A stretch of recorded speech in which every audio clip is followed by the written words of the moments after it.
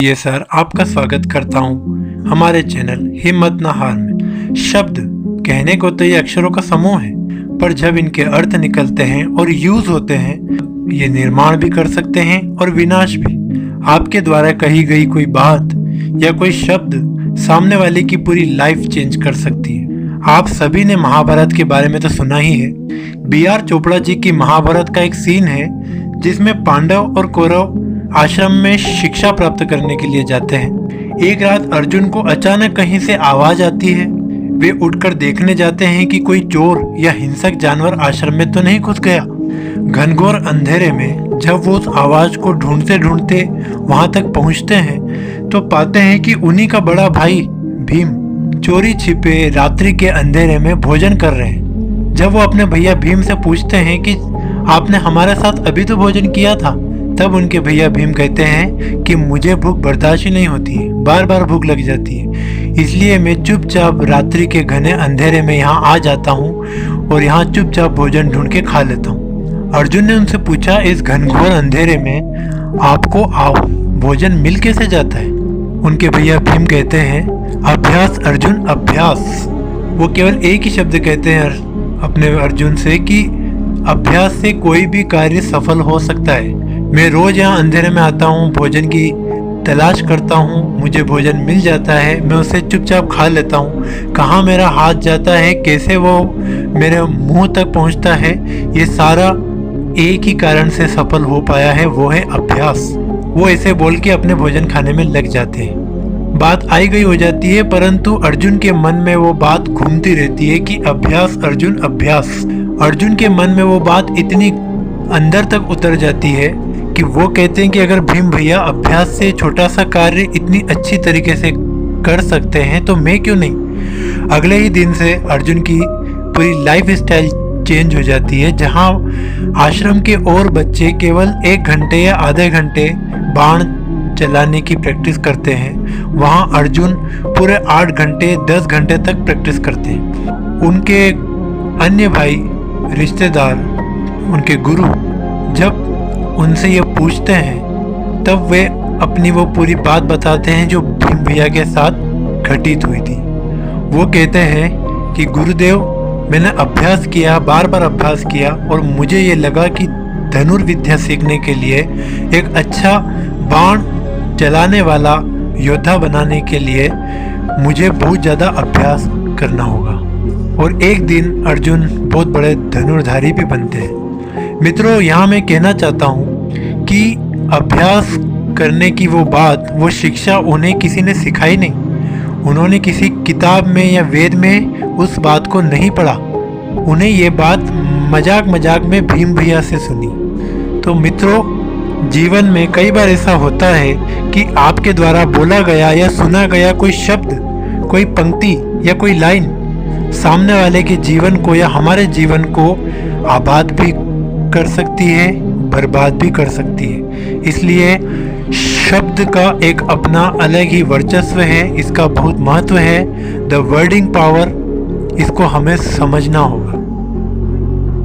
इसी प्रकार की एक और स्टोरी है मेरे एक दोस्त की, जो 3 साल से गवर्नमेंट जॉब की प्रिपरेशन कर रहा था।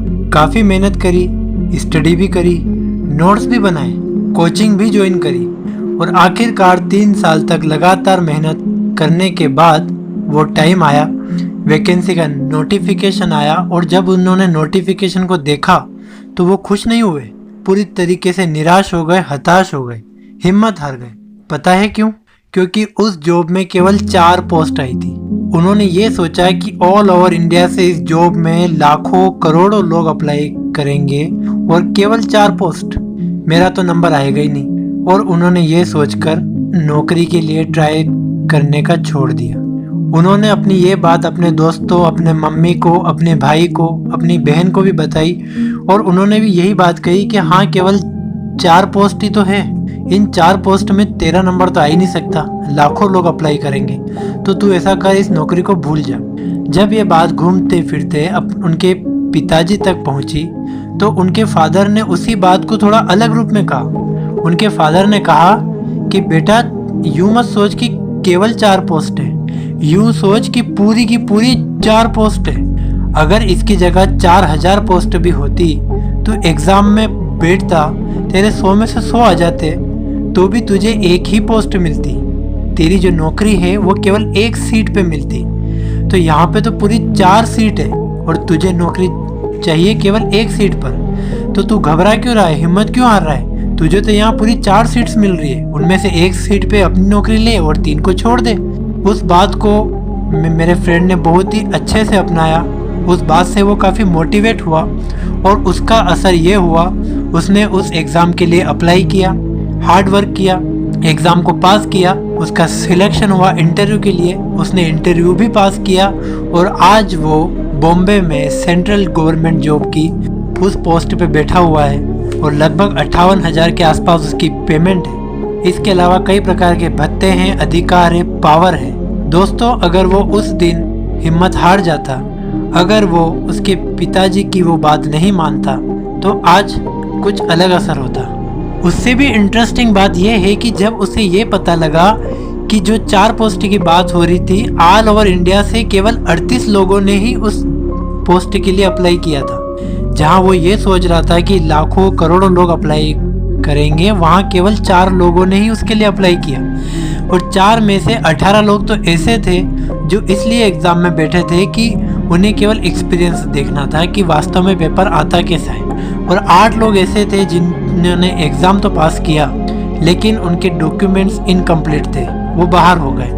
और 2 लोग ऐसे थे जिन्होंने इंटरव्यू दिया ही नहीं। तो मुश्किल से जहां हम लाखों करोड़ों की बात हो रही थी, वहां पर केवल 8 या 10 लोगों के बीच में वो 4 सीट बटी और उसका नंबर आराम से आ गया।